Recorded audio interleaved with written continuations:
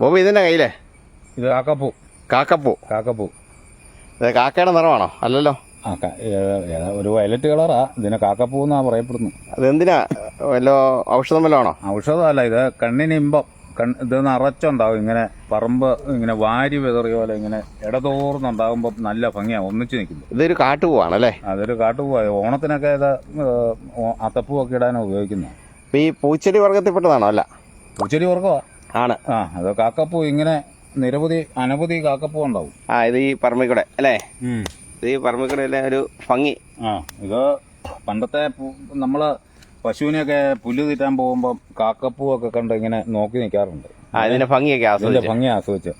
അപ്പോൾ ഇതുകൂട്ട് കുറച്ച് പൂവൊക്കെ പറിച്ച് പിള്ളേർ കാലത്ത് ഇങ്ങനെ കളിക്കുന്ന ഒരു പതിവൊക്കെ ഉണ്ടായിരുന്നു. അതൊക്കെ ഒരു ഓർമ്മയാണ്. ഇതാണ് കാക്കപ്പൂ അല്ലേ? കാക്കപ്പൂ. ശംഖുപുഷ്പത്തിന്റെ ഒരു ചെറിയൊരു ഷേപ്പില്ലേ?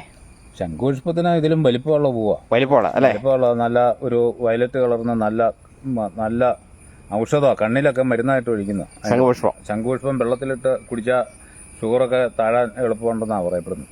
ഈ ചെടിയുടെ പേര് നിങ്ങളുടെ നാട്ടിൽ കാക്കപ്പൂ എന്ന് തന്നെയാണോ അറിയപ്പെടുന്നത്?